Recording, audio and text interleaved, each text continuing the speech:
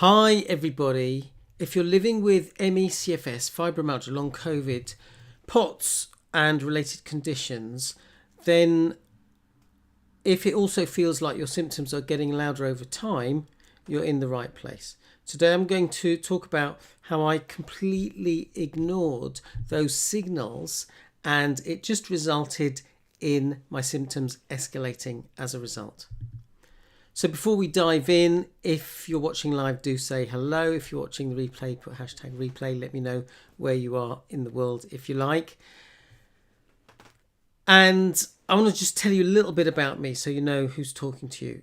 I had ME, CFS and fibromyalgia for years. And there were times I couldn't walk for 1 minute without payback.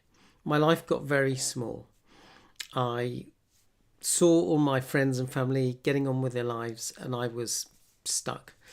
Over time, using mind-body approaches and practical strategies, I went from that place to being able to play sport again, live my life, go to festivals, and now I create free content to help you move towards your version of a meaningful life with more capacity.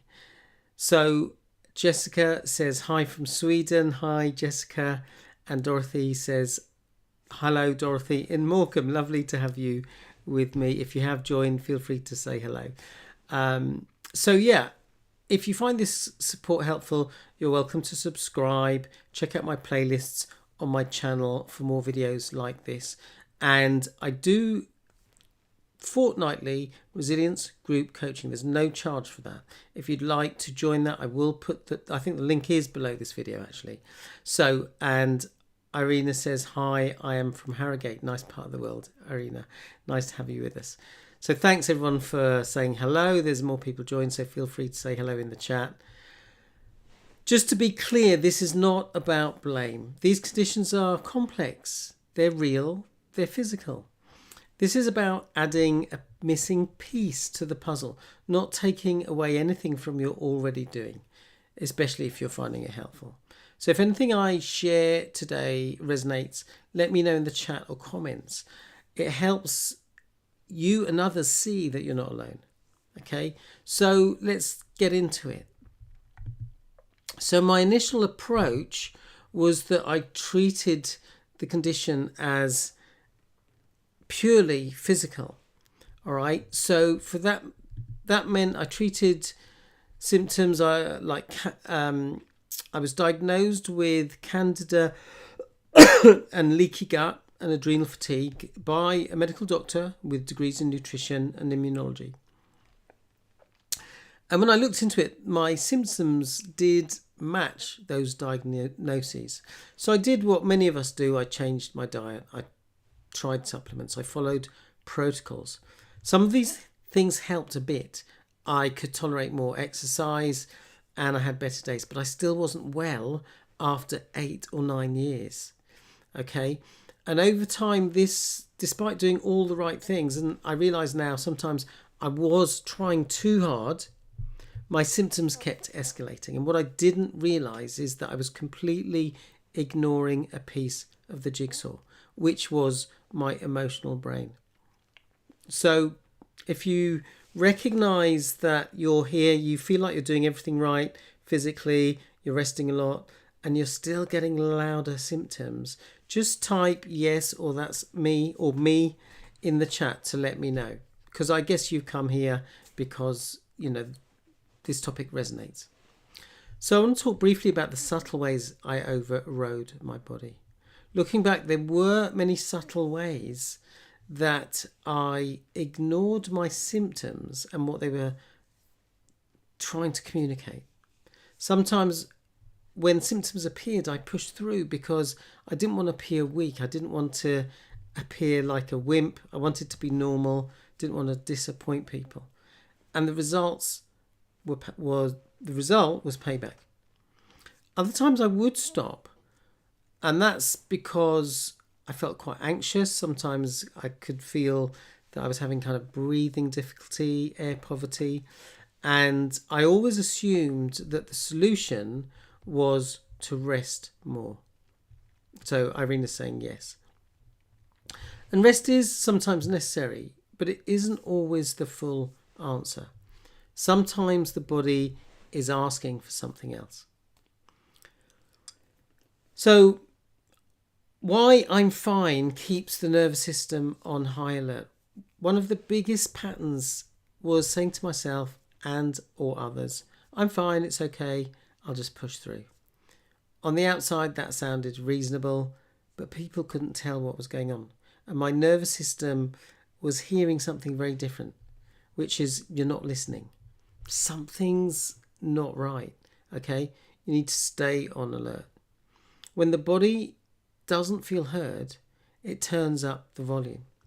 So what I learned is that we have two intelligences, and this was a big breakthrough for me.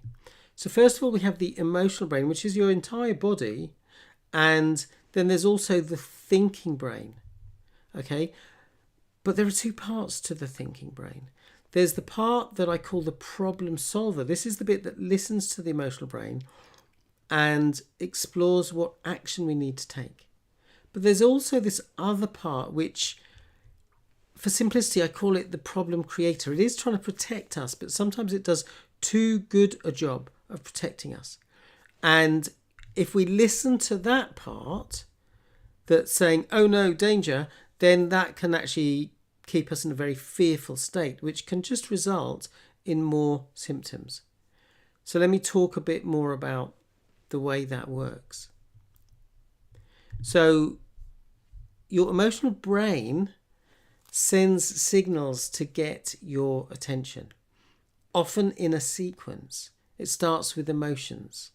If we don't listen, then it turns up the volume and sends louder emotions. If we still don't listen, it will start to send sensations. I've talked about before that I used to get my throat was my kind of Achilles heel, so to speak.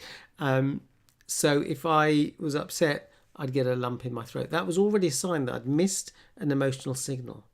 And if I kept not listening, the volume would go up. This would eventually turn into symptoms. I'd lose my voice. Once I lost my voice, twice for 6 weeks. All right. So it's almost like a dial. And this is what was happening. I was ignoring those signals and they just got louder and louder. And what can happen if we keep ignoring those signals, we can end up in what I call, or what Claire Caldwell, who created an approach called the Mind Body Reconnect, calls the symptom state, where we're just overwhelmed with symptoms. And this is a sign that we're not listening. Okay. Now, this happened not because I was broken. It's not that you're broken. It's just that your system and my system was trying to protect me and communicate. So what really shifted things for me was learning to listen. Okay. I started seeing symptoms not just as a malfunction, but as a communication. And this shifted everything. I stopped seeing symptoms only as a sign of failure and started seeing them as useful information. Not imagined, not all in your head, but part of the nervous system's protective messaging. And as I say, an example of that, lump in your throat, if you feel upset, that's your emotional brain speaking through the body. So let me know in the chat if you've had those kinds of experiences where you get a symptom and you've kind of realized at some point that there's something emotional going on. Again, just pop a yes in the chat if you recognize that pattern.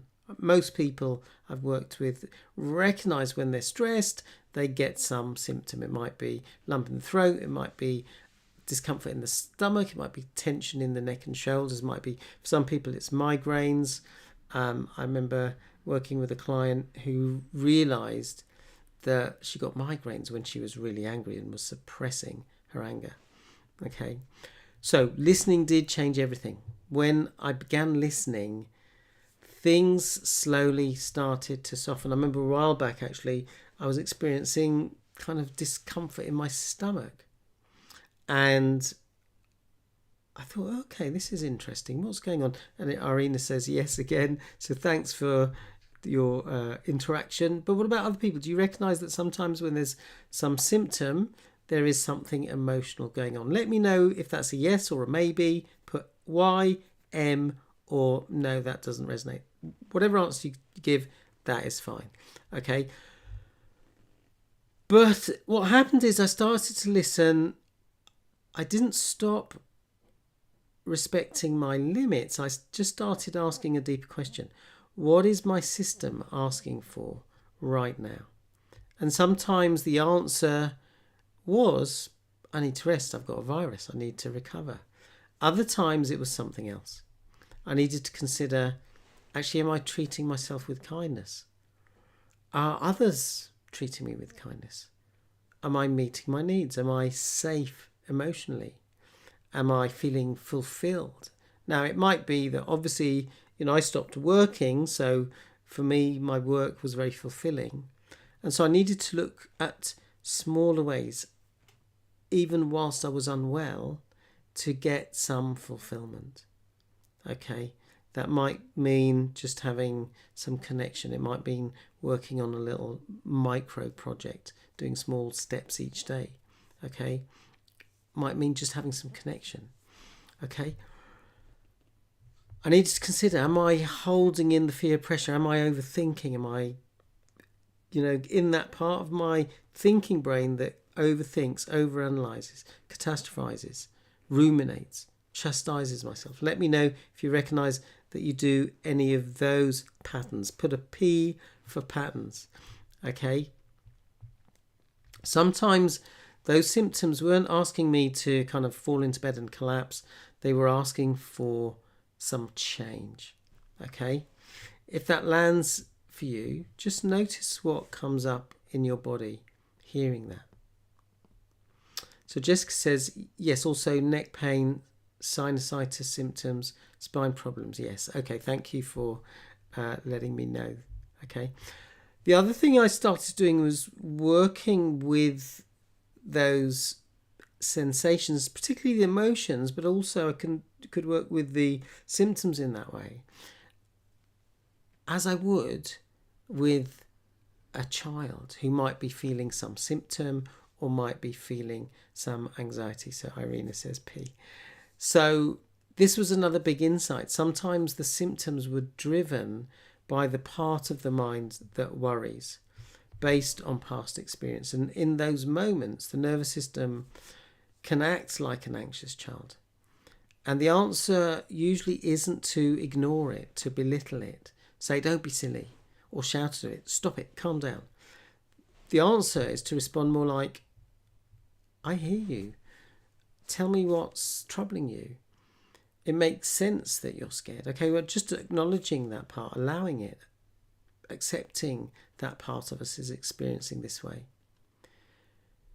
And it's okay if you're feeling this right now. All of you is welcome. All right. How often do you say that to yourself when you're experiencing symptoms? And this can be a subtle thing. Okay. So Jessica said A, I think. Just remind me what the A is for, Jessica. Okay. Is that to do with allowing, accepting, acknowledging? Let me know. So this is like nervous system parenting. In the same way we might parent a child who's feeling upset or anxious, we can parent our nervous system. Okay. So I then started taking tiny steps, even when I had low energy. So consider what you can actually do, especially if your energy is limited. It could be just taking the following gentle steps. One is the 10-second pause, where you just pause, you take a breath, maybe close your eyes, just feel your feet on the floor, and ask, what is my body communicating right now? So Irina says rarely. Yeah, and that was the same for me. Okay. You could offer one reassuring message. I'm listening.